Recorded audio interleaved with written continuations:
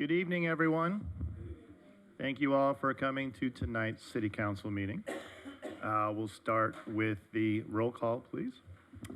Okay, as we can see, the Mayor Pro Tem is here this evening for the mayor running the meeting. So I would like to start with Councilmember Keldorf. Here.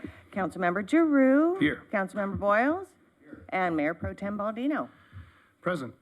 And next we'll have the invocation. I'd like to invite Pastor Jonathan Elmore from the Bridge, please. Just want to thank you again for allowing this time for this. And I'll dive in and pray for us. Lord, thank you for the city. Thank you for what you're doing with these officials, with our first responders, with our teachers and students, Lord. We just thank you for all the blessings and all the things we have to be grateful for. And Lord, I just think about this break and think about our students and teachers. Give them refreshment, give them rest to jump into next year strong, Lord. And pray for our first responders, even over the Christmas break. Just give them safety, wisdom, and capacity to handle any issue that they have in front of their plate, God. And Lord, we thank you for Christmas, what that means, and how you showed your posture towards us with love and humility to model that for us. And so we thank you for that. Give the council wisdom tonight as they handle all the issues they have on their plate. You're going to pray? Amen. All right, please join me in the Pledge of Allegiance. Ready, begin. I pledge allegiance to the flag of the United States of America and to the republic for which it stands, one nation, under God, indivisible, with liberty and justice for all. All right, thank you, Pastor Elmore, for being here. All right, we have a couple special presentations and announcements to begin with. First, I'd like to thank longtime resident Tammy Long for coming up with this idea, but we're here to honor one of our favorites, Mr. Tom Lindsay. Whereas, for over 3 decades, Tom Lindsay has generously given his time, his spirit, and his joyful heart to embody Santa Claus for the city of El Segundo during Candy Cane Lane and the Chamber of Commerce Holiday Parade. And whereas each holiday season, Tom arrived atop a horn-blowing El Segundo fire engine, bringing wonder and excitement as he illuminated the magnificently decorated homes on Candy Cane Lane. And whereas Tom continued his beloved tradition by greeting thousands of children, families, residents, and visitors from his sleigh in the Christmas village at the end of the cul-de-sac, spreading warmth, delight, and timeless magic of the holiday. And whereas Tom also dedicated his time to the co-op nursery, bringing joy and unforgettable memories to countless children through his portrayal of Santa Claus. And whereas Tom's commitment to the holiday spirit extended even further as he appeared as Santa Claus in the Eddie Murphy movie Candy Cane Lane, sharing a piece of El Segundo's cherished tradition with audiences far and wide. And whereas Tom's hearty ho, ho, ho became a hallmark of this season, touching the hearts of young and young at heart and creating memories that will be treasured for generations. Now, therefore, be it proclaimed on this 16th day of December 2025, the mayor and members of the City Council of the City of El Segundo, California, honor and extend our deepest gratitude to Tom Lindsay for his extraordinary service, unwavering dedication, and more than 33 years of bringing joy, magic, and holiday cheer to our community as Santa Claus. And ladies and gentlemen, we have tonight Mr. Tom Lindsay in the audience.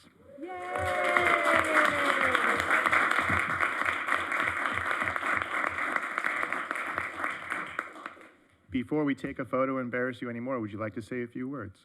I just want to say, I'll just say from here. Anyway, I found this girl in a mall in London. And it was about 46 years ago. And she was the El Segundo girl. And she's who brought me here. And I sometimes would lay awake at night and pinch myself that I got her to marry me and that I got to live in this town. I love this town. It's been a great place to raise my 6 kids, and 3 of my grandkids are here now, and it's the best place ever. The best. It's been a good life. It's been a really good life, and El Segundo is a reason. I normally don't stutter, but anyway, it's been wonderful, and I really appreciate you guys doing this. It's great. Well, thank you for being a part of our life. Let's get a photograph.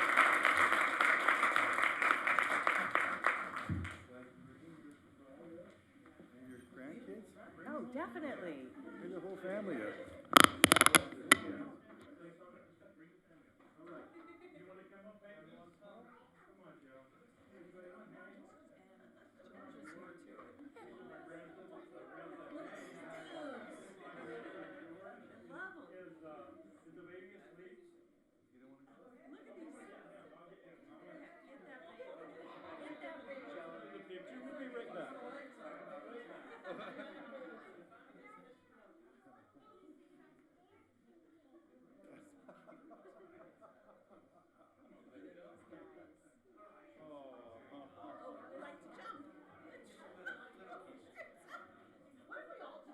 I know, right? The world would be such a happy place. Boys, let's go. Hey. I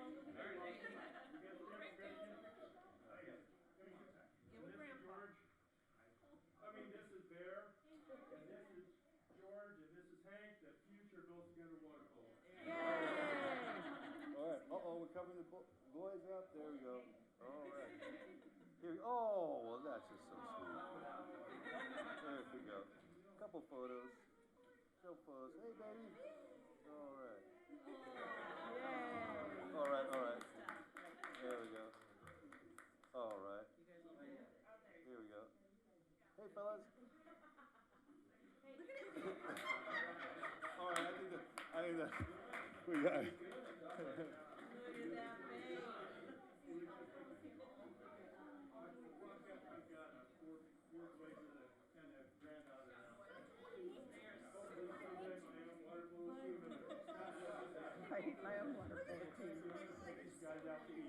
Thank you all so much. Tom, you're a legend, Tom.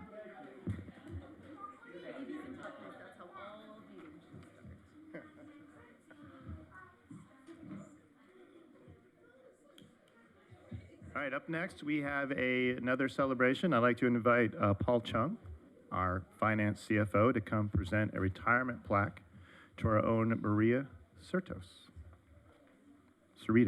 sorry. Thank you, City Council members.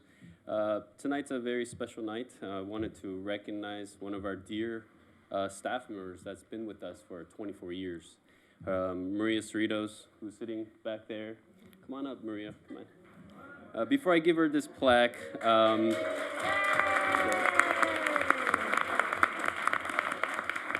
you can tell from the reception that Maria has just been such a great staff member and a huge asset to the organization. And also, I am not sure how I'm going to fill her shoes, but I will do my best to do and find the next Maria.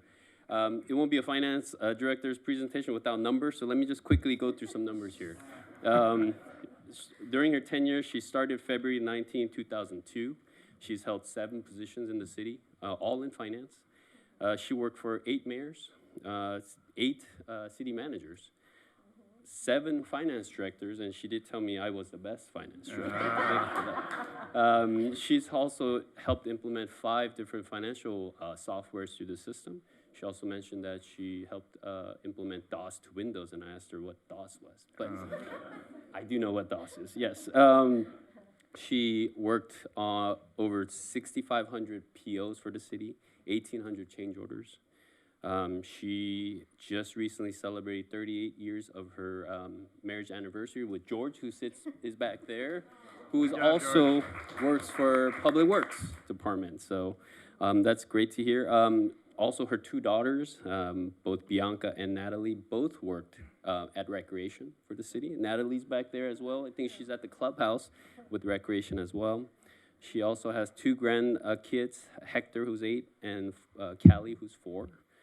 And one interesting fact she told me was that during COVID, she learned how to sew, and she sewed over 400 masks for her friends, family, and coworkers as well.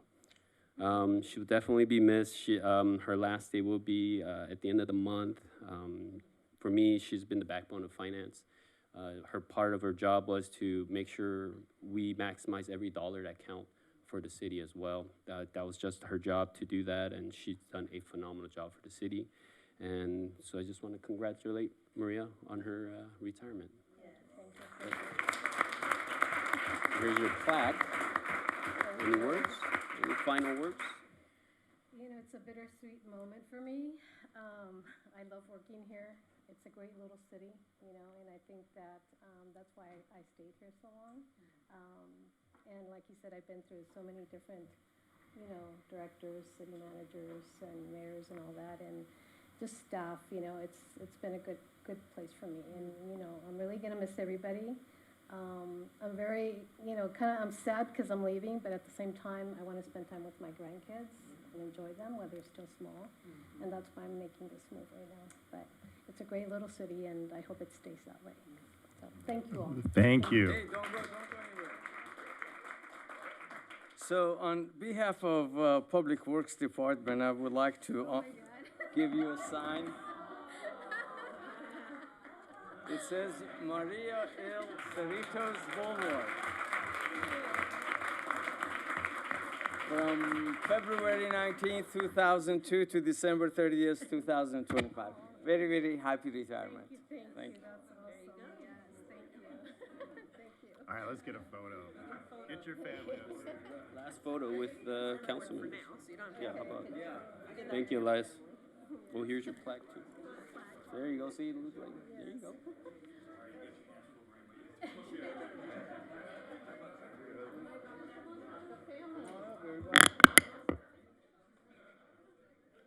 I won't stay here.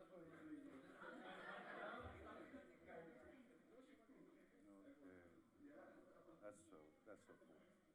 All right, here we go, guys. Couple, and one more. Thank you so much.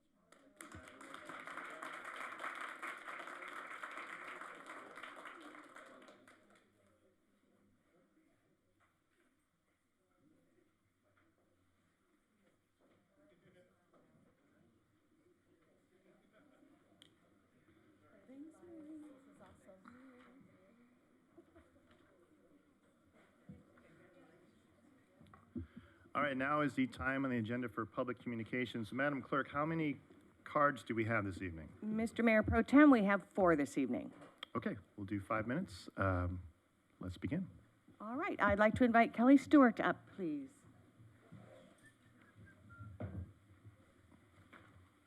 Hi, I'm Kelly Stewart. Sorry, I'm getting to this. I'm a resident. I'm here to ask for your advocacy on behalf of a neighbor, an El Segundo resident, who was detained by ICE on October 17th, and he's still in custody in the Imperial Detention Center in Calexico. In spite of having no criminal record, of being married to an American citizen, of having a green card application in process, and having been in the country for 20 years, an El Segundo resident has spent 60 days in prison in terrible conditions. He's been denied prescription medication for diabetes. He's been denied the medically approved diet he needs, and he's currently suffering from blood clots.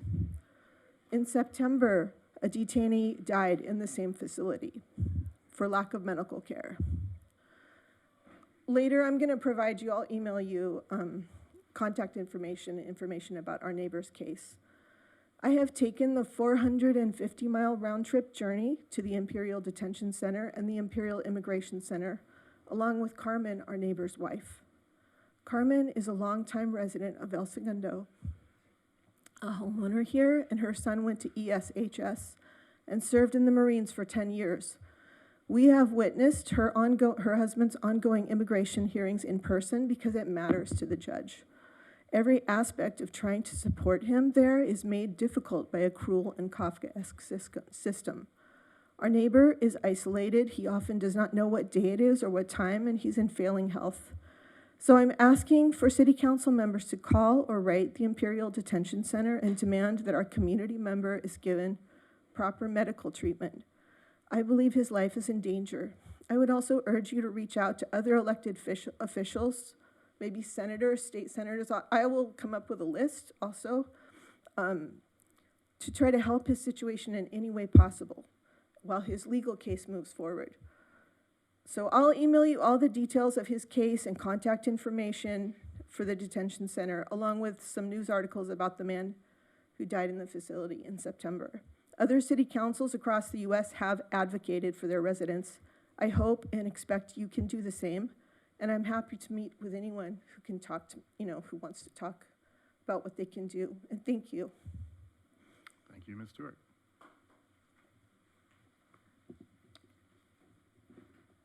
Carmen Atencio.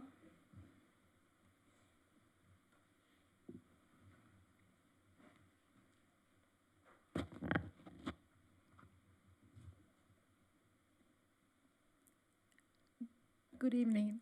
My name is Carmen Atencio, and I live in the city of El Segundo for over 20 years. October 17th, I received a phone call from one of my husband's friends that he was detained in the city of Inglewood. I called my lawyer, and he didn't respond me until the following week. That day was a Friday. I called him again, and then he told me that he was not gonna continue with my case. So I had to look for another lawyer. I did look for another lawyer, and he was sitting on the papers, so he was not doing what he's supposed to do. I've been going to Imperial Detain Center and every opportunity that I'm able to be there when he has a court day. It's been incredibly horrible. I never thought I would go through this. I married my husband in 2017, and I put the papers since that time. Because he didn't have legal papers when he came in, he went through the desert. Now we have to wait approximately 67 months in order for us to request for the pardon. And that's approximately 5 years and 6 months that we have to wait. And when we've been waiting all of this, and on October the 29th, it was denied because he was there. He was detained by ICE. So right now, I have to work on one thing first, for him not to be deported, and then also for his health condition, because they're not giving him the medicine. They already have the doctor's letters on what could happen to him. And I do appreciate it if I could have any help, which I'm very grateful to live in El Segundo. And for some of you, I work at the post office since 1990, and also I work at Rite Aid for over 20 years. And thank you. Thank you.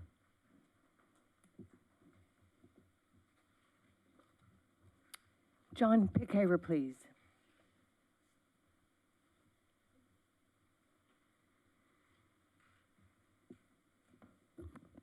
Good evening, Council. My name is John Pickhaver. I'm an El Segundo resident and one of the co-founders of Sea Change, a community organization here in town. We've been in touch with Carmen over the last month for ways that we can help. And I think Mr. Lindsay earlier, Santa Claus, really just captured it best in his remarks of just how wonderful and special of a town El Segundo is. And I think the reason for that is manyfold, but when somebody needs help in this community, the community comes together, no questions asked. I've had friends who've had sick children, some that have passed away. A couple years ago, there was a car accident where a cyclist was hit at Mariposa and Center, I believe, and there was a GoFundMe. People in the community didn't even know this person that was hit, and just raised so much money to help with his medical bills.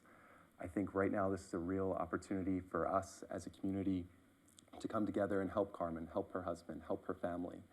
At Sea Change, we hold monthly meetings, and Carmen, just as she did tonight, bravely told her story to those that were able to make that event. And we're here tonight because we just want to pursue every avenue that could help Carmen and her family and her husband, because every little bit makes the difference.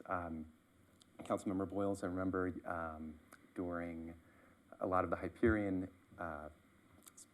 things ongoing with trying to get a continuance for the abatement orders, and you showed up in person, and that moved the needle that day.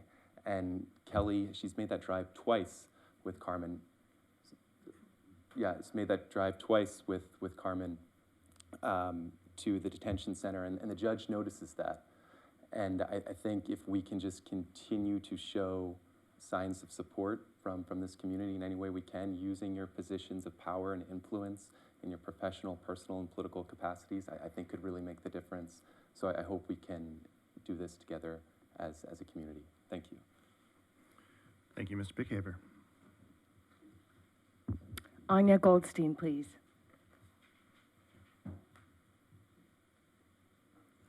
Good evening, Anya Goldstein. I'm just here to support Carmen and her husband, our community member, and ask you all to do everything that you can. I think there are probably things that you're aware of that you're able to do that we are not from our position, and thank you in advance for doing so. Thank you, Ms. Goldstein. All right. Any other public comments?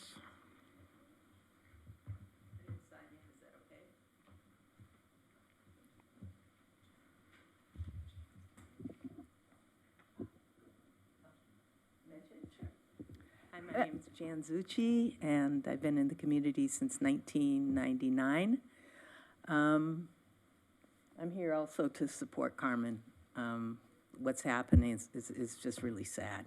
It's really sad, and we're trying to do everything we can to rally around her. And again, like Anya said, any help in any capacity that the council could give would be so appreciated.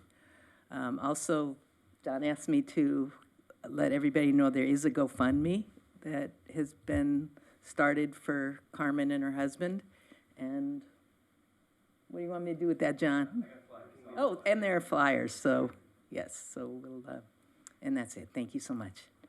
Thank you. Jan, may I ask you please to fill out a comment card? Sure, So we can, thank you so much.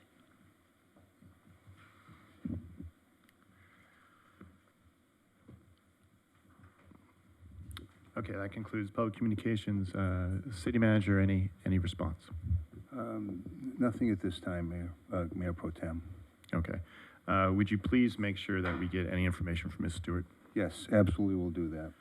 All right. Oh, any comments? Carmen, it's good to see you. I wish it wasn't under these circumstances, and I'm here to help, do what I can, okay? And I'm so sorry for you. Thank you. Thank you all for supporting her. We have your flyers. We'll leave them here at City Hall. Thank you for telling your story. All right. Any comments? Just echo what Drew said, and I know what we all feel up here. So absolutely here to help. Thank you for coming and being so brave to share that story. Okay, that moves us to agenda item A, procedural motions. Can I have a motion to read all ordinance and the resolutions on the agenda by title only? So moved. Second. That's Drew with the first, Boyles the second. All in favor? Aye. Thank you. Item B is our consent calendar. There are 7 items. Any council member wishing to pull any of these items? If not, I'll take a motion to approve the consent calendar. So moved. Second. All in favor? Aye. Okay, aye. That makes it 4-0. All right, this evening we have several staff presentations. The first is agenda item D8. This is an introduction of ordinance amending the city's existing anti-camping ordinance to include certain prohibitions of private property and to ensure access to non-residential buildings. And do we have a staff report on this? Yes, Deputy City Manager Barbara Voss will lead this item, and I believe there are other staffers that will participate. Sergeant Sanchez, yeah. Yes. Yeah. Good evening, members of council. This is Sergeant Sanchez standing next to me. We're here to present the Patches program update, as well as the amendment to the anti-camping ordinance. I just wanted to begin with an overview of, and I have this, of the Patches program. A couple changes. We were working with an organization called Harbor Interfaith through the South Bay City Council of Governments. Now we're working with Hero Community Service, and they began providing outreach here in November. We are still working with Harbor, as you'll see in subsequent slides. They've been continuing to provide service to some of the clients they had been working with. So to date, we have 41 successful transitions from homeless to sheltered. And I have to give the police chief and the entire police department credit for this work in the diligence of going out on a regular basis, talking to people, offering services. It can be a very frustrating and difficult thing to be persistent with over time. But we've had 35 that have been transported to shelters, 2 unifications with Veteran Affairs Services, 3 family reunifications, and 1 into permanent housing. So considering the number of people experiencing homelessness who are here in El Segundo on a given day, that's a big number, because our number on a daily basis is probably, what, like less than 10? Yeah. And Ms. Voss, what time frame is that 41 capturing? Is that last year, 2 years? It's from July 1 of 2024 to present. Oh. Yeah. Impressive. Since we started the program, we've been tracking. Wanted to just give an overview of the Patches team. Before Patches, pre-Patches, we had the police department out responding to calls, trying to provide services, and Lieutenant Muir and the police department came up with the idea for the Patches program. And the reason I'm here today is because of that idea that the police department had to get all city departments involved in providing assistance to people experiencing homelessness. So it's not just a PD issue, it's a citywide issue. City Attorney's Office has been helpful with the item we have this evening and other items. I'm representing the City Manager's Office. Community Development, particularly code enforcement, has provided assistance. Fire Department, when they go out on calls and they see someone who's experiencing homelessness, they refer them over to PD, and they get kind of into the Patches workflow of contact and providing referrals for resources. Obviously, the police department. Public Works has been stepping up in a bigger way. We've asked them to kind of, as they're driving around, as they're doing street work and water work and all of the things that Public Works has to do on a daily basis, if they see a shopping cart, if they see a mattress abandoned on the side of the road, some kind of encampment. So they're helping to be eyes and ears. They do cleanup work. They've cleaned up some big encampments as well. So we're very grateful to Public Works and their participation. And then Recreation, Parks, and Library. Library in particular, there are people who are regulars at the library and working with the library staff, Julie Todd, and others there to make sure that those individuals have been contacted, that we did update the code of conduct at the library to kind of help with some setting some structure around what you can and can't do at the library, just in the interest of other guests who are there as well. And then Rec Park, also looking around at the parks and making sure they're tracking and using El Segundo Connect and reporting. And we mentioned Hero. So this is the kind of rounding out of the team. Hero Community Services, and then the Department of Mental Health plays a key role. So some success stories. Again, all credit to the police department. The gentleman pictured here is Tom. Tom has been in El Segundo for 16 years. And Valerie Campus from Harbor Interfaith, working with Lieutenant Muir and Sergeant Sanchez and others, helped get him connected to a senior housing facility. And so that is Tom on the right there with his key to his permanent housing. It took a long time, several months, maybe even longer, to go through the process and all the paperwork and everything that needed to be done to get Tom into safe, clean senior housing. Another gentleman, Nathan, he was just recently housed, and he's also receiving mental health care. And this was through the assistance of Ramona Aguilar, who's from the HOME program. Final thing I wanted to mention is the communications division. Becky Robinson has developed an outreach program for Patches. One thing that we've identified, and this amendment this evening kind of speaks to that as well, but some businesses don't quite know what to do when they see someone who's experiencing homelessness. They think, well, maybe I'll just let them sit there, be kind, don't bother them, offer them, a coffee or whatever. But really the best and most helpful and long-term solution is connecting them with Patches, connecting them with resources, and helping them towards permanent housing eventually. So this program that we're going to launch in January is a social media campaign focused on how to help, not enforcement, but how to help people who are experiencing homelessness in our community. So we're excited about that. And there's a nice quote there from Lieutenant Muir, who couldn't be here this evening, but is the heart and soul of this. The goal is long-term help and not quick fixes. It's about getting people into housing, getting them off the street, and actually fixing the problem. So with that, I'd like to turn it over to Sergeant Sanchez. Good evening, Mayor Pro Tem, council members, city manager. Thanks for allowing me to be here. I just want to talk to you all about we're requesting to amend Anti-Camping Municipal Code 783. So the benefits of the anti-camping ordinance since we enacted it, it provides opportunity to identify individuals experiencing homelessness, provides outreach referred to community services, so we are able to provide outreach to those individuals, deters individuals from establishing encampments, and then multiple arrests for felony crimes initiated by a detention for the ordinance. And I can speak to this. We have our Patches engagement team, which is officers that go out weekly. They go make contact with individuals, and some of these contacts by the ordinance have led to felony arrest and misdemeanor arrest from individuals. And it's a continued decrease in crime.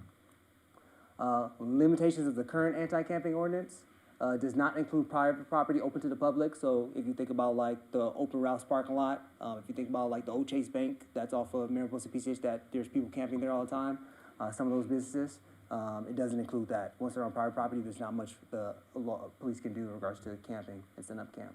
Requires officers to contact property manager or representatives. If property manager wants them removed, the assigned private person's arrest form is required. So request to amend. So we're requesting amending 783 camping prohibited. No person may occupy a campsite in or upon any sidewalk, street, alley, lane, public right-of-way, park bench, or any other publicly owned property or under any bridge or viaduct unless otherwise specifically authorized by this code. Upon the City Council resolution, the City Council may exempt a special event from the prohibitions of this section if the City Council finds such exemption to be in the public interest and consistent with their goals, notices, and in accordance with conditions imposed by the City Council. Any conditions imposed will include a condition requiring that the applicant provide evidence of adequate insurance coverage and agree to indemnify the city for any liability, damage, or expense incurred by the city as a result of activities of the applicant. Any findings by the City Council shall specify the exact dates and location covered by the exemption. The municipal code defines camping as any place where bedding, sleeping bag, or other material used for bedding purposes, or any stove or fire is placed for the purpose of maintaining temporary place to live. So we request to amend the following. No person may occupy a campsite that obstructs or impedes passage as required by the Americans with Disabilities Act, or is within 20 feet of an entrance or exit to any non-residential building, which abuts a public sidewalk and into which the public is invited or which is open to view from the public street.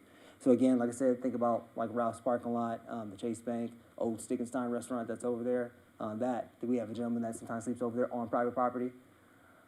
It is a privately owned parking lot into which the public is invited and permitted.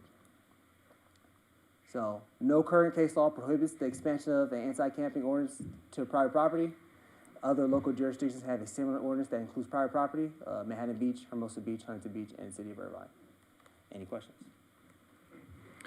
Thank you for the report. Yeah. Very thorough. Not often does someone read the entire code amendment. So kudos to you on taking that on. I just really want to thank the police department and all cities department heads for working together on patches. It's not just about the results, but the fact that you're coming to us with new ideas, constantly evolving it, shows the dedication and level of service you're providing. So thank you all for that.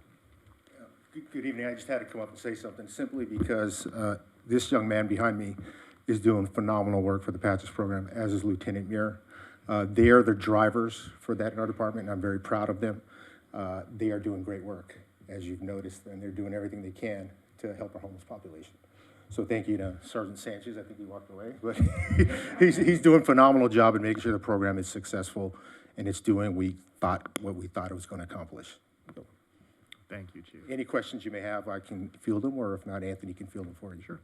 Yeah, actually, great report. My only question is, does this give you everything you need to be able to enforce what it is that you're looking to enforce? Yes, sir. This is exactly what we're looking for. Like I was mentioned, those locations where we have private property, where we can actually affect an arrest or affect the contact, where we don't have to contact the business owner or proprietor. We can just go simply contact that individual and do whatever enforcement we need to do and get them to move along or get them resources.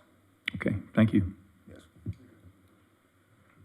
Chief, how are we doing on the beach jurisdiction? I noticed there's some new encampments We're south of the jetty.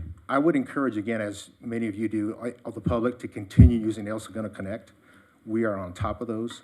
We did get a few this past weekend, and we're going out there, we're enforcing that, and sometimes it becomes, hey, they move along and they go somewhere else and they come back and forth. So we're doing our part to make sure that we are going out there regularly. As was mentioned, we have a patches engagement team, we have an enforcement team, and we have host funding too that helps us with that. So we're going to keep an eye on it for sure. What about North LA? Who is governing north That's of the all jetty? LAPD area. So we have. I've heard it's worse lately. Is that the case? Or that I would have to ask Anthony. don't have the same resources dedicated there? Can you come to the microphone? Thank you. There's a large home viewing audience. They just did a cleaning on Wednesday, actually Tuesday, and then we were out on Wednesday just to make sure, obviously, when they do, they don't push them onto the beach, and we only had a couple individuals that we contacted and did some enforcement on. So, from my knowledge, they are periodically going out and doing cleaning, but as you know, they just sometimes keep coming back, so. While I have you, quick question.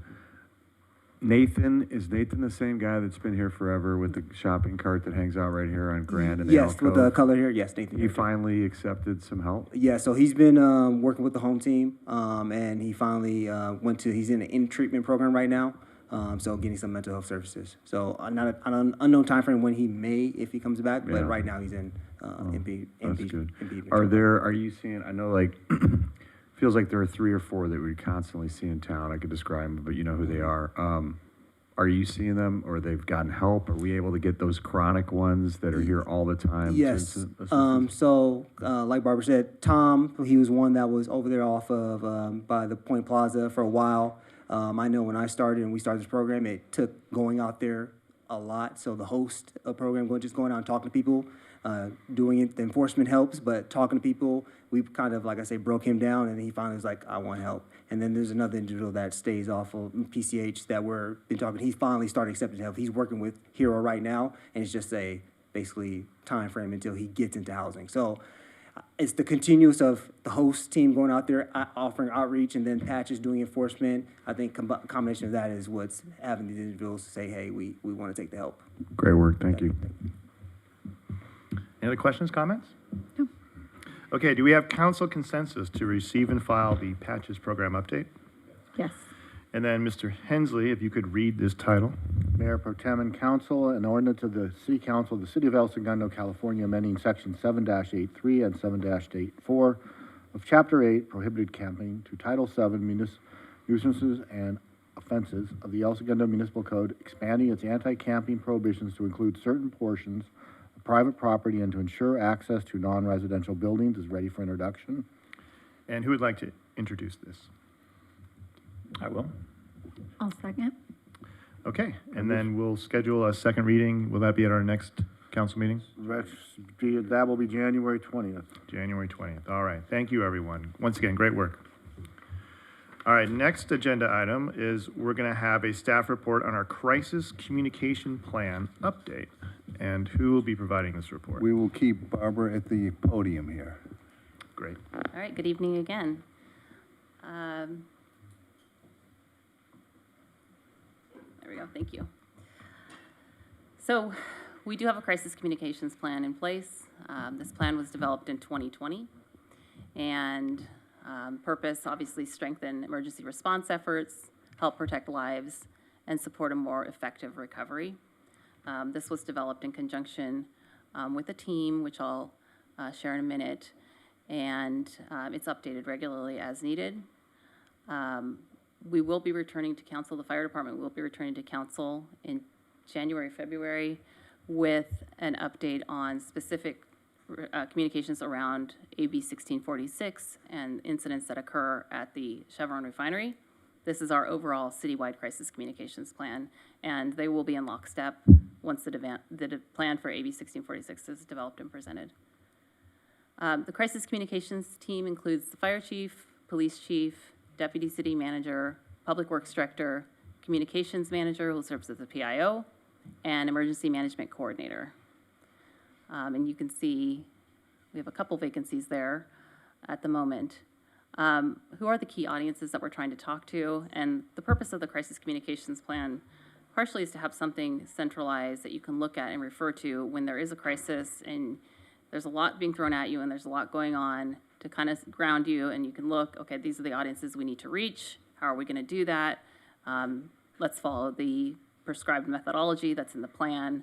But the primary population, obviously the residents, people who work here, business owners, people who work at night, weekends, weekdays, transient populations. We have to keep in mind our 2,562 hotel rooms in our 15 hotels. So there's people here that might not be here very often that we need to make sure that we reach out to if there is an emergency. Business travelers are included in that group. And then people who are in transit coming through our city up to reach other points. Homeless population, typically less than 20, less than 10 a day, but keeping in mind that if we need to do an evacuation, that's a population we need to try to reach out to. Critical infrastructure, NRG, Chevron, LAX, Hyperion, obviously, and Scattergood. And then all of our key employers. So we try to keep a current list of all of our top employers in the city and their emergency representatives. So what are the categories of emergency? We classify them into 3 different categories: major emergency, emergency, and public concern. And then we go into, once that's identified, what is the messaging sequence, and then what are the messaging delivery options. Looks smaller here. Okay, so internal notification process. So the incident commander is going to be the public works staff, the division chief, fire representative, or someone from police. They're on scene. The incident occurs. They're the ones who are immediately contacting their department heads, so the fire chief, police chief, or public works director. And they together select, the incident commander selects what kind of messaging it's going to be. Is it a major emergency? Is it a shelter in place? Is it evacuation? Is it an emergency or just something that is a public concern, like a car accident, street closure, water issue, like flooding on a street, avoid the area, that kind of communication. And then the department head notifies the city manager and the crisis communications team. So that's when the team really gets together. Those are the members that I just mentioned. And the city manager notifies city council and the rest of the executive team to keep them informed. And then the relationship between the incident commander and the PIO or the communications manager at that point is very critical, because they're going to be talking about, okay, we'll go through the messaging sequence in a second, but what's going on scene? What can I say? Here's a draft message. Does this look okay? Going back and forth to make sure that the information that goes out to the public is 100% accurate. And so they'll provide messaging ongoing throughout the incident. And then the messaging follows a sequence. So initial notice, that's your holding statement. We're aware of the incident. You know, El Segundo Police Department is responding to an incident at X address, avoid the area.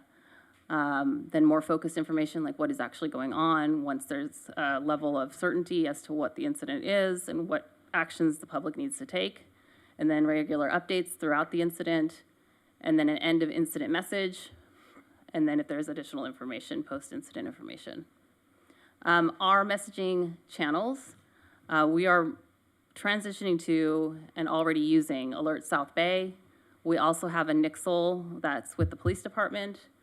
Everbridge owns Nixle, so there's kind of an overlap there, and we're trying to ultimately go to Alert South Bay for all of our notifications. And then if there's more need for notification, there's WIA, emergency alert system, and how to access that is there. And then obviously with the PIO responsibilities, get things on Facebook and Twitter. Alert South Bay also has Twitter and Facebook messaging that coincides with the alert. Then we have our email gov delivery platform.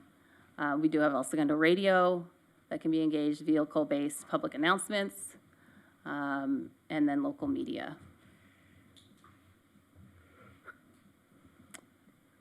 So again, this is the flow. We talked about this. Major emergency, if it is a major emergency, is the threat immediate, requiring people to shelter in place or evacuate. Like, that's the number one decision that you have to make right at the beginning if there is something significant, major emergency. And then that would trigger shelter in place, evacuation messaging, or other major emergency messaging. We have pre-scripted messages. We've uploaded those pre-scripted messages into Alert South Bay, the system, so that as people are getting trained, our division chiefs are all being trained, our communications manager is being trained, I think some members of the police department on Alert South Bay. You can go into the system, find the template, make the corrections for the particular situation, change the address, the location, whatever you need to do, and off it goes. So we have holding statements, we have templates for more focused information, templates for updates and end of message.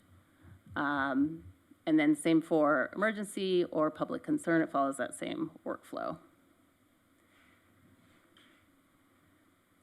And then crisis communications plan, ongoing maintenance. That's really the most important thing, one of the most important things after, the incident itself. Lessons learned, what can we do better? How do we update the plan? How do we improve the plan? Who needs training? Where can we find opportunities for redundancies? If there's a vacancy, if there's someone who's on vacation, making sure that you have that process of notifying your next in command to take on that role while you're out. You just never know when anything's going to happen. Ongoing tabletop exercises, sitting around a room, and okay, here's what happened, and then what are you going to do? What are you going to do? What are you going to do? And everybody knows their role, and they've practiced it, and they feel comfortable with it, so that when the incident actually occurs, everybody knows exactly what to do. That coincides with training new employees. New employees will come on. For example, at the time of the refinery fire, I think Becky had been here 5 days or something, like brand new. We didn't have a fire chief at that time. So making sure that you do have the correct people for each of those roles, trained and ready to go in the event of any kind of vacancy or if they're a new employee. And then annual contact information reviews and updates. That's very important because, people change roles and you don't know who person you contacted at Raytheon last year is not there anymore. And so you have to make sure that you regularly maintain that database so that when it is go time, it's a quick decision-making and you've got to get messages out, you've got to get in contact with people, you have that current list and you can access the right people. And so then, as I mentioned, the fire department is working on their AB 1646 refinery-specific communications plan, and they will return to council with that information in January, February. So are there any questions about this particular plan? Thank you, Ms. Voss. Any questions? Nobody? A couple questions. Yes. So the only communication that as a resident before I set up here, I got regularly were Nixle alerts, and those seem to work well because they're solely housed by the police department, right? And Yes. they're, traffic-related incidents, collision incidents. Right. So is that, I guess, a couple of questions. Is that Yeah. going away as you transition to Alert South Bay? And then conversely, if there's a major traffic collision, does this team have to assemble, or the police department can immediately send out that notification? Right, so that would be either like something that's obvious to the public, a public concern. And so, yeah, this team would, via a group chat of some description, would talk to each other and, do we need to do a nixle for this? Do we need to do, and make that decision, and what is it gonna say, and here's the wording, and off it goes. So the question about Nixle and Alert South Bay, right now, both of them are gonna continue to run, but ultimately, all the contacts that are in Nixle right now will start receiving Alert South Bay notifications. And we encourage everybody to please sign up. So that's my next question. So Yeah. it's something new that people have to sign up for? Yes, yes. Okay. And we are gonna do outreach starting next year, a campaign to try to get people to engage and sign up for that, because, if they don't sign up, they're not gonna get the message, obviously, and we wanna make sure everybody knows that here's where you go, it's on our website, a few clicks, and you're signed up. And then Nixle will be a thing of the past? Yes. Okay. Yes. Thank you. And when we talk about this again with the fire department, you will be here and we'll talk about how those things fold into each Yes. other? Yes. Thank you. And, I don't know if there's anyone from PD here anymore. Do you want to talk about Nixle, or? Sure. We can answer that. But we will continue to use Nixle until such time that we feel very comfortable that Alert South Bay has been fully integrated, and those people who are receiving Nixles through PD are now receiving the messages through Alert South Bay. And if you had anything to add to that. And also, as far as nixles go, we will send them out should it be needed to barricade in place or stay in their home, or if, like you said, if traffic fatality or anything that's going to require road closures. We try to send them out as early as we can, and then you close it out by saying the roads or streets are now open. It depends on the situation and what we're dealing with. I believe, and when we work with our city partners, is when we send out information, people may only be looking at our alert, our Nixle, but then they also can be looking at social media. So we need to couple both components, if you will, and kind of tackle it that way versus just relying on us, and then we rely on the city team to push out information together. But it has to be the same message. That's very important that we send out the same message. It'll always be the same message, and it will be Alert South Bay and Nixle Correct. in the near future. But ultimately, we want to just be Alert South Correct. Bay. Thank you. Thanks, Chief. You're welcome. Thank you for the update. It's nice to know that we have a plan. It reminds me that we are surrounded by heavy industry. Yes, we are. LAX, Hyperion, refinery, and just how imperative it is, because, being up here, we work with our staff every day and our professionals, and we know the level of experience and expertise and training.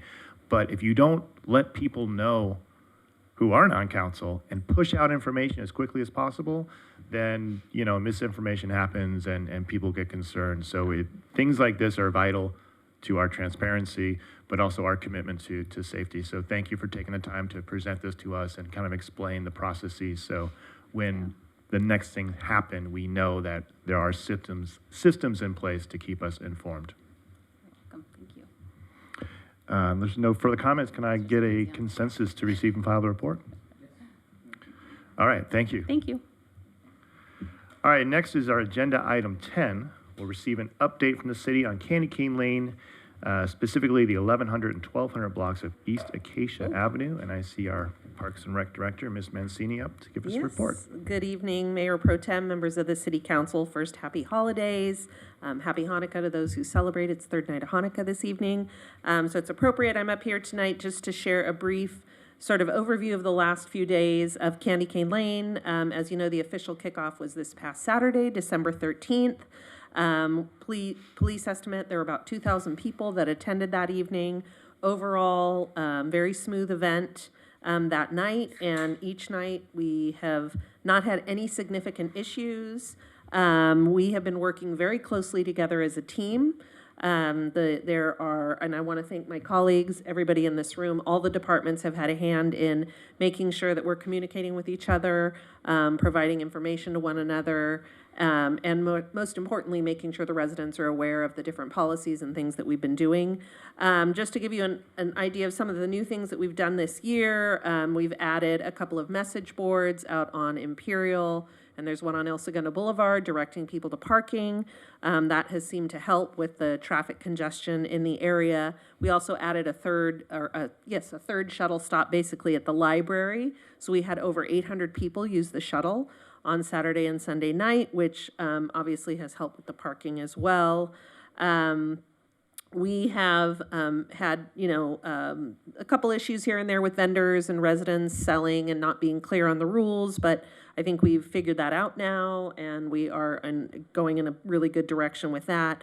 Out of the about 60 houses that are on the 1100 and 1200 block, all of those except maybe 6 houses came in and secured their permits, which gives them parking and then also entry and exit, not for the 1200 block, but for the 1100 block.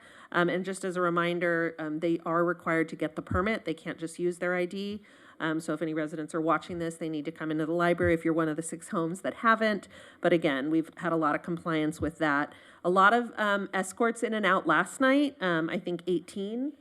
Chief indicated, which is a little higher than we'd like because it really takes PD away from doing what they're doing. So we're talking about how we can, address that a little bit further next year. But again, thanks to PD and the security that have been out there doing a great job with that. Other than that, everything has been going overall fairly smoothly. Very grateful for that. Grateful for the residents and all the work they're doing, but also for all the staff that are out there. I'm not out there every night. Most of the department heads are not out there every night. It's our staff that are working long days here in the city and then following it up with an evening shift at Candy Cane Lane, not getting out till 10:30, 11 o'clock at night. So I want to thank them as well. And we are actually I'm collecting reports from every department every morning. A lot of information, data, statistics, and then at the conclusion of the event, I will put together a very informational memo that I'll share with the city manager, and he can share with you as well, so that you have that, and we will start preparing for next year. Any questions? Yeah, actually a couple. First, code enforcement that Yes. came out last night. I just want to say Estelle did a really great job. Oh, good. I know there was a lot to deal with. There's a lot of changes, people trying to figure everything out at the last minute, but her ability to communicate very clearly with everybody, it really spoke volumes, and people really appreciate it. So Great. I know she probably is not watching this, but if you can pass that along, I would very much Will, for appreciate sure. it. She did a Yes, good we job. will. So the other thing I know why you're doing all this analysis is that, for example, I know how busy it was Saturday night because I Right. was there. It was pretty impressive. Are there going to be nights during the week where it just isn't remotely as busy? Are we going to need to close down the 1100 block? That's just something analysis-wise, just For look us to through keep it. in mind. Just keep in mind, and if the answer is yes, we still do, great. I'm just asking, because in the end, Sure. you said you had 18 people last night, wanting to be escorted in. Is that was it to the 1100 block, I'm assuming, or was it a Yes, combined? well, yes, All right. right. So anyway, I'm not saying it shouldn't be. I'm saying I would look at your analysis and say, how busy is it really during these first few days of the week? I know this weekend it's going to be crazy, right? But I'm just talking about the first few days. Oh, please, yes. Here he comes. And if I can speak on that. The Reaper approaches. No, really. Probably from the 3 nights, 70% of them are coming from the 1100 block. And once we leave here tonight, I'm going to go see the temperature tonight. And some of what we talked about in our staff meeting was to potentially open it up on weekday nights. That probably will be best for next year. Being we're so late in the game now, making any changes now, that would be pretty difficult to do. But I'll get a good gauge tonight when I go by after the meeting and see how that is. But again, everybody, Sunday, we had a lot of folks who didn't have the permits. Probably all of them who tried to come through. There were 6 of them. The next night, everybody had a permit. So the word probably spread, and all 18 folks who wanted to come into their homes had a permit. So that was good. So I think that behavior did change, and that was good. So we'll continue to do it. And again, once I go out tonight, I'll get a better idea as to how it looks. All right, good job. Thank you. I did actually get a report from my staff that's out there this evening. Rachel, she said it's pretty more crowded than they thought it would be, but everything seems to be going well this evening. So, any other questions? Yes, Drew? Mayor So we Boyles. still have 6 homes that don't have permits? is that what you're Yes. saying? And they have to come to us to get the permit? They have to come to the library to get the permits. What are they doing? They there? bring either their registration or their ID. We It's can't very, just drop them off at their house? for well, them? I've offered to do Okay. that, so I just think like we're already inconveniencing these people Yes. as it is, by the way yes, this is and a done. few actually called in advance and asked, and we did that, no problem. I dropped several off. But yes, we've tried, I called the neighbors of those people. That's great, okay, thank you. Hey, can you go tell your neighbor they need, but some of them, I guess, don't need it because of they can get to their alley from the back but yeah, we'll do anything we can to make it easy, no problem. Thank you. Thank you all for the work. Thank you for the last minute changes and accommodations to make it a successful and safe event. I will report that I was there last night. I was there opening night, and I got a report from a resident who raved about the shuttle driver. Christmas songs, Zach. holiday cheer, Mhm. just had a great Candy time in the canes. shuttle, going from the from the west side to Candy Cane Lane. So thanks for all your continued work on that. Sure. If there's any other questions or comments, can we have consensus to receive and file? Thank So you. received and filed. Thank you, Ms. Mancini. All right, up next, agenda item number 11 is a staff presentation about the contract with Rec Technologies, Inc. Yes, so I'm glad you were able to be here this evening, Councilmember Boyles. This is something we've been talking about for a couple of years now. We're very excited to be partnering with Rec Technologies for a new registration and reservation software for the Recreation Parks and Library Department.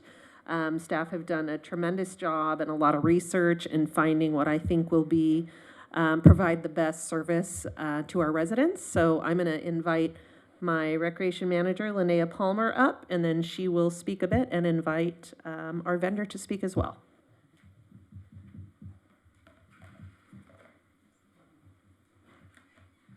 Okay. Good evening, Mayor Pro Tem and Council. Thank you for the opportunity to present an important initiative that will significantly improve how Recreation Parks and Library Department serves the public. Over the past several years, our department has heard a consistent message from residents, program participants, facility users, commission, and council that we need a more user-friendly, reliable, and modern system for program registrations, facility reservations, event ticketing, reporting, and payment processing. The current system, Civic Rec, has become increasingly difficult to maintain, lacks many features that residents now expect, and limits our staff's ability to operate efficiently. The El Segundo Recreation Parks and Library Department has been utilizing Civic Rec since the sunset of class in 2017. Our community is growing, expectations are changing, and our current system is not keeping pace. Over the past year, Recreation and Aquatic staff put a list of features and needs that El Segundo and RPL would need in a software. Internally, we want staff-friendly course-building features, clear facility calendars, league management, accessible payment devices and features, instructor portals, membership capabilities, detailed reporting functions, survey features, and event ticketing. On the public side, we're more looking at a personalized and easy-to-use mobile-friendly website with a limited number of clicks to check out, public viewing features, document upload features, account and membership management, easy-to-use help features, and modern payment platform. One of the biggest criteria was for the vendor to have extensive recreation experience, other clients in the local market, and have the ability and openness to adapt features to clients' needs. To start the process, Recreation Management researched different recreation software options in the area. Management staff met with each software and explained our city and department priorities, current issues, and features needed to enhance our current operations. A large team of Recreation Parks and Library staff sat through countless demonstrations from Tyler Technologies, Explore Recreation, Kaizen Labs, and Rec Technologies. The 2 top scorers had several in-person and virtual demonstrations with Recreation and Aquatic staff where we spoke to specific needs, layout preferences, workflows, and back-end management. The top 2 also met with our IT department and finance department to go over safety, security, and processes. After many discussions and reference checks with other municipalities, the team ultimately came together and selected Rec Technologies. Today, I actually have Hannah Chitkowski from Rec Technologies, came all the way here from San Francisco, but is here to give a brief introduction as to who Rec is and what they do for local municipalities. So. Thanks for having me. Thanks, Linnea. Yeah, I'll just give a quick, really brief overview of who we are and just our history, and then hand it back over to Linnea to share some of things that are specific to El Segundo. So we were founded by Birju Kadakia and Rachel Williams. We're based up in San Francisco and have been around for about 5 years now. We are on a mission to power the world's recreation. We're a team of tech veterans based out of Silicon Valley. The large majority of our team have come from some of the best tech companies in the world, like Google and Uber and Amazon. We're backed by some pretty incredible investors who shared our vision of making recreation more accessible for all, not only in the VC space, but also with some pretty incredible athlete investors. We are now coast to coast in actually over, I think, 70 cities now in 18 states. We work with districts, counties, and cities of all sizes. Most notable is San Francisco, and then, of course, locally, Torrance, Menifee, Malibu, and pretty soon Hermosa Beach, just down the way. We really have designed REC to be your technology partner. We really value this partnership, and we're here to bring a sustainable solution that is going to grow with the department and with your community. We know that consumer expectations have changed and technology is changing even faster. You can now go on your phone and in 2 clicks have something ordered into your door the next day with Amazon, or pop on to Airbnb, find a gorgeous house, and go travel with your family for the weekend. It's that simple. But when we looked in the space of recreation, we realized from our own personal experiences across the team that it just was not in the recreation space. And we felt that not only the community, but all of you who work really, really hard day in and day out to bring your community incredible experiences were left behind. So we built REC. We are the modern operating system for Parks and Rec departments. We're mobile first, we're easy to use, we're intuitive, and we bring modern tools to help make your lives easier and give you additional resources to help you serve your community. And I'll hand it over to Linnea. Thank you. Thank you, Hannah. As we transition to a more modern software, mobile-friendly websites were a priority. As you can see in the example provided, the transition from a website version to a registration site mirrors the mobile version like very closely. So here's a snapshot of like the programming side, and then here would be the facility side, so very close to like what an Airbnb or VRBO looks like. So just the program registration side, I know you guys have all had experience registering for yourselves or your kids, so some of the key features that really spoke to us in our department was the ease for the customer experience. Programs such as water aerobics and drop-in, you can have, instead of each day or course being a separate thing, you just click on that class and can select which dates, which family members are all going to it all in one transaction. The other one was a fast track feature. So think about the day that swim lesson registration is opening, or you gotta get on for camp registration. You can add those all to your fast track weeks, days before, fill out all the questions that you have or might be prompted, and then the day of, you just go in and click at 9 a.m. when it opens, you click add your fast track to the cart in that way. The other one is wait lists. Those same classes have big wait lists. This has an automated feature, so you can set, as soon as somebody drops, it notifies the next person. You have 24 hours or whatever number you set to answer and register. If they don't answer, it goes exactly to the next person. Right now, our front desk is trying to catch it. Oh, this person dropped, pass the information to the next. This will just all help us in cleaning up our processes. So for member management, as you know, we have a robust membership program. We have El Segundo residents, Wiseburn residents, punch passes, annual memberships. This platform can recognize residency, reflect rates for members, and real-time remove punches once the punch pass is used at the Aquatic Center. In our current system, we have workarounds for all. So all the memberships in the system are redeemable online and have the option for automated renewal. So with so many rentable picnic areas, aquatic lanes, and courts, Rec Technology stood out with several viewable options. In the Book Now feature, you can see what times and durations are available, and in the calendar view, you're able to see what is happening in the facility each day. For instance, you can see when a court or facility is reservable versus not, and if reserved, you have the option to see a snippet of either an icon or an initial of who reserved it. You can kind of see on the far left, it's like if you looked at a tennis court, you can just see 3 o'clock's available, 4 o'clock, or on the right side, you can see a day, and it goes by time of what court, and you can see what's going on throughout the day, whether it's a program, whether it's a league, whether it's an individual who reserved it, or it's just open.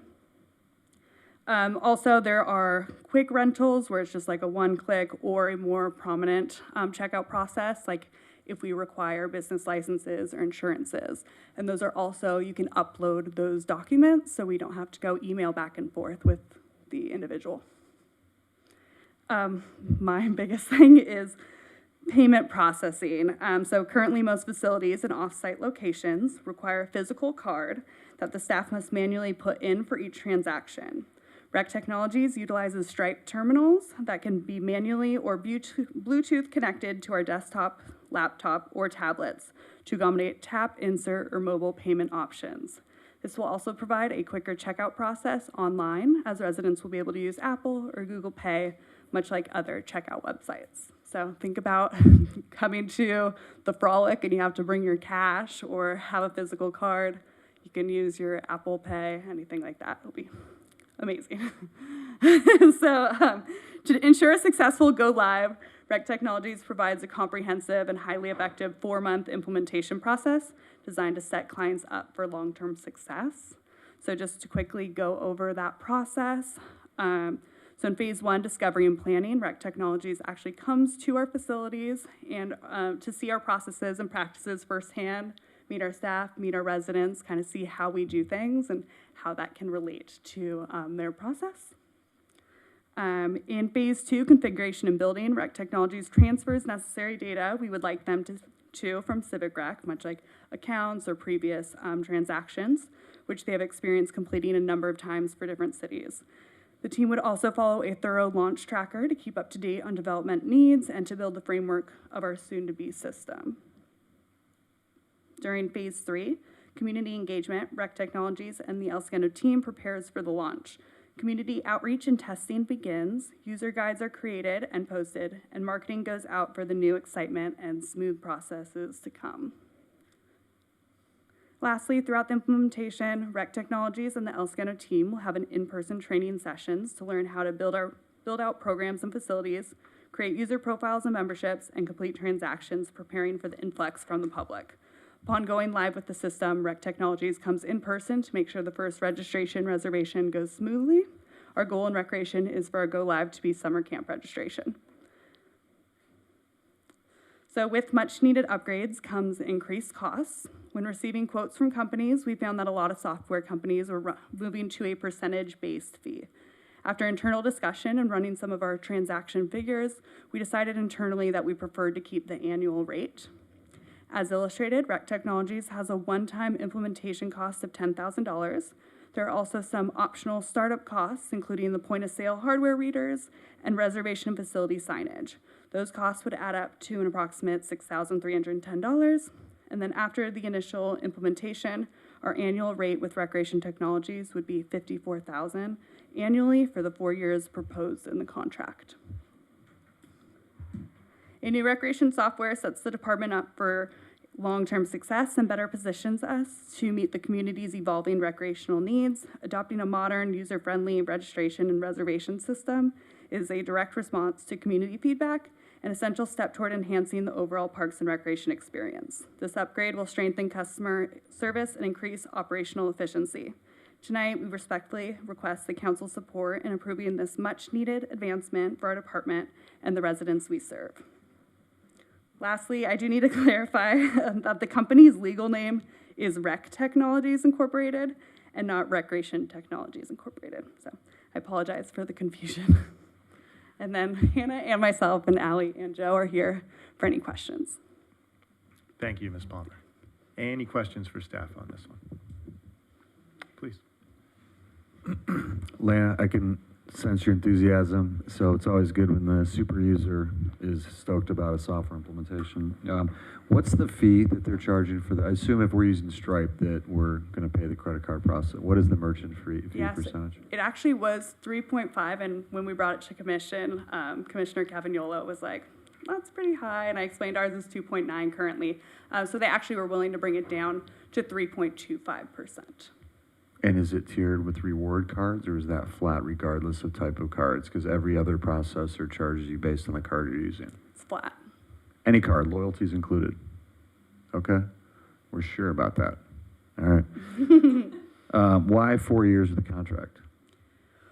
Well, 4 years was what the proposed was, in the sense of it's a lot of work to get started, a lot of work to start with the city and get people used to change. And so I don't think I can envision myself flip-flopping to a new software within 4 years. So that's kind of where that 4-year mark hit.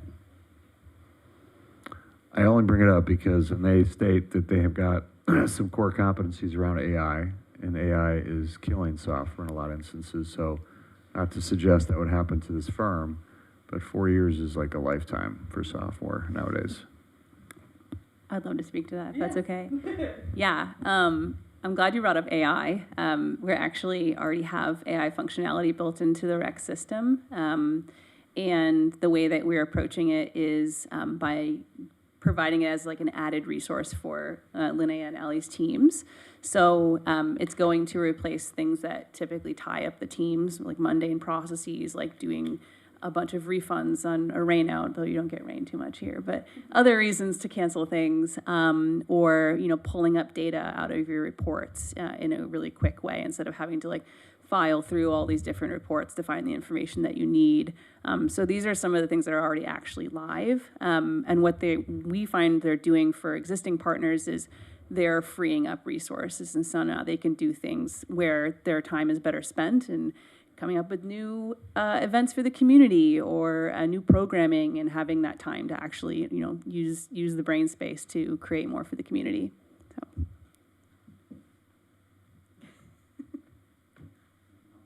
Any other questions? No questions. The only thing I'll say for staff is, assuming it gets approved, just roll out and using all the channels to let people know this change so that you're not bombarded. I'll make a statement, not a question, and just to be consistent, I can't support a software implementation without an RFP, regardless of the terms we think we got, just because it's always more competitive when there's an RFP. And so, for that reason, I won't support it, although I think seems like it's a great product. I just cannot support the process that we chose. I understand why we chose the process to select the software, but I won't support it for that reason. But otherwise, I think it's a good product. Any further questions from council? Okay, thank you, Ms. Palmer, for the report. Thank you, staff, for working on this as long as you did. I will note that you did piggyback off an RFP from the city of Menifee, which is common to do in some purchases, but I do understand and respect the comment by Councilmember Boyles. Unless there's any other further comments, I'll accept a motion. And what we're doing tonight is exempting the formal bidding requirements and authorizing the city manager to enter into a contract with REC Technologies Incorporated for $237,310 on a 4-year term. So moved. Keldorf moves. Baldino will second. All in favor? Aye. Opposed? Okay, 3-1. Thank you all.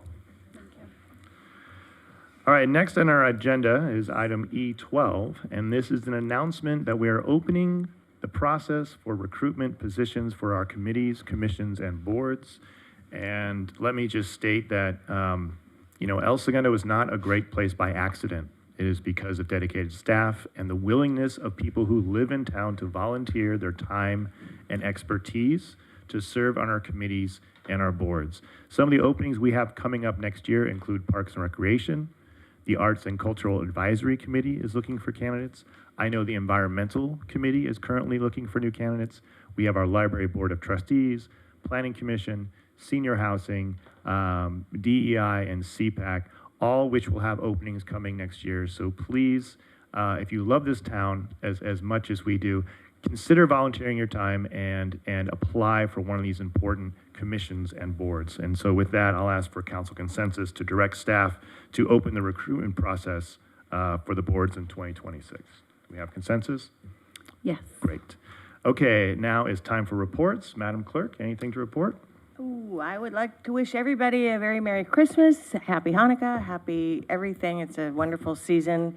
It gets a little hectic around City Hall, so I'd really like to give a big shout out to our Employee Engagement Committee that got us all wearing ugly sweaters last week, and we decorated our office doors, and it's been a lot of fun. And I would also like that mention that tomorrow is our 1 year that you and I have sat, Michelle and I have been part of this process for a year now, and it's been the longest fast year, the fastest long year, something like that. So anyway, thank you to everybody that has helped get me personally up to speed with my job. I appreciate that.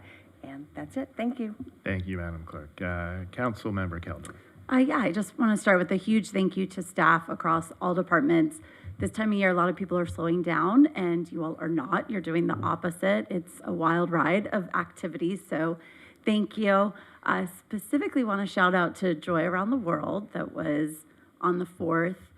We got incredibly positive feedback, so thank you. I know that that was a big effort by Allie and Linnea and your whole team to make sure that there were some adjustments so that it just felt, as warm and embracing as possible, and that is exactly the comments that we got back. Our next event is Thursday, the menorah lighting at City Hall, Civic Plaza. I know that we have a couple of speakers, so I don't want to steal the thunder, but I think this is the 18th year, and it's on the 18th. And come and find out why that is so spiritually significant in the Jewish faith. So I hope to see everybody there, and thank you again for just working really hard to make those events for the residents. They're awesome. All right, Councilmember Drew. Yeah, you've done a great job. December is like event month for you all. It's like one big one after the other, and you've really done a great job. And to echo Councilmember Keldorf's comments, the menorah lighting, if you have not attended, is actually one of the more fun events that we have here. I think it's a little underestimated. The latkes and applesauce and the donuts and the whole 9 yards food part is solid, but it's a really enjoyable time. Not being Jewish, I've learned a tremendous amount about things by attending these, and there's a reason behind everything and some great stories. So if you have nothing to do on Thursday night, this is a great way to spend a couple hours. Thanks. Councilmember Boyce. Say Merry Christmas, Happy Holidays to the staff and to all the residents, and look forward to seeing you in the new year. Okay, I'll try to be brief. I attended the South Bay COG Zoom about the Joint Powers Agreement, and my first question was, can't we just take the Measure A funding and just give it to the cities? And the answer was no.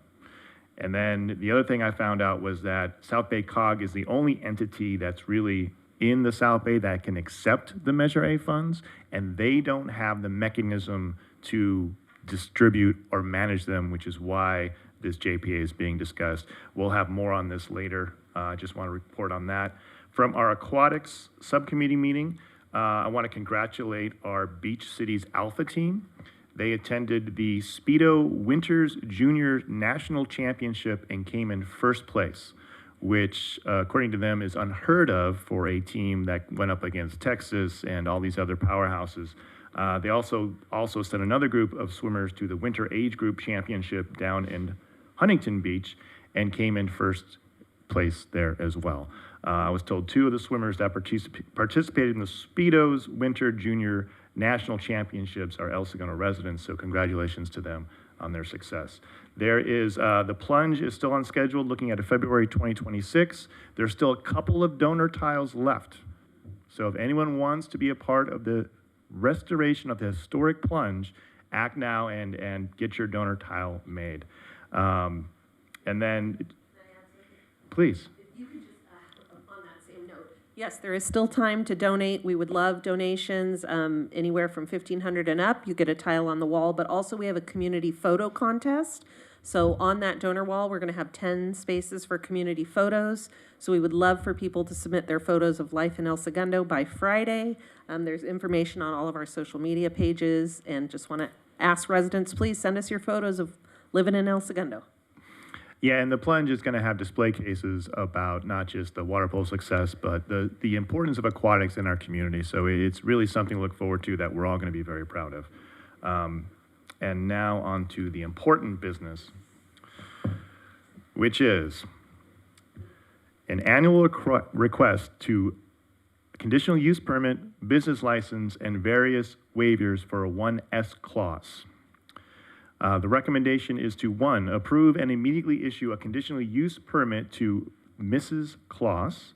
2, approve the use of air right and waive the Santa Monica Radio 160R procedure, which means the FAA needs to be notified. Number 3, grant a free business license to S. Kloss Enterprises, which is a nonprofit organization.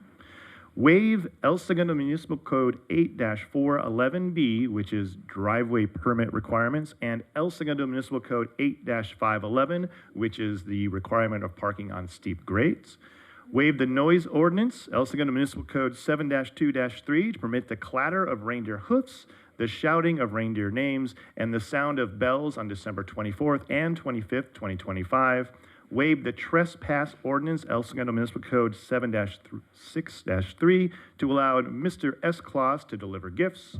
Waive the animal control ordinance, El Segundo Municipal Code 6-2-1, including Section 62.8, dealing with animals at large, to allow 8 reindeer to land on rooftops in El Segundo. And, of course, waiver of the pooper scooper regulation, El Segundo Municipal Code 7-1.4.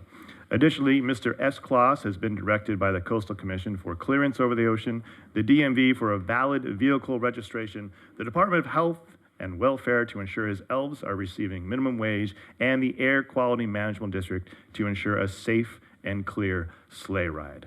And with that, the happiest of holidays to everyone, which brings us to our beloved city attorney. Any reports, sir? Nothing but happy holidays. Thank you. Thank you. Mr. City Attorney?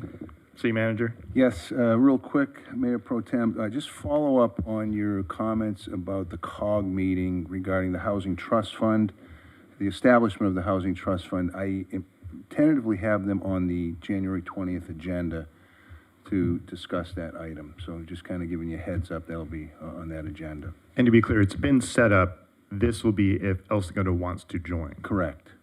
They are reaching out now to all the cities. In fact, I think last night the city of Lomita signed up. But we will have lots of information on the 20th for your discussion. Just real quick also on Hyperion, AQMD received 14 odor complaints since the last meeting and no notices of violation. And then also Hyperion on December 4th, in partnership with Heal the Bay, released its second community survey specific to our city. Survey is about 5 to 10 minutes to complete and is linked on our city's website should you decide to take that. That is it for the report. Wishing the council happy holidays, Merry Christmas, Happy New Year. I mean, I'll see you before then anyway, but just publicly want to express that also. Thank you. All right.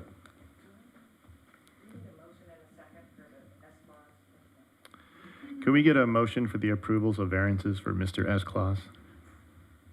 I'll so move for you, Ms. Clerk. I'll second it. All in favor? Only Aye. Drew votes no. I love that you're so, particular. With that, we're adjourned. Happy holidays, everybody.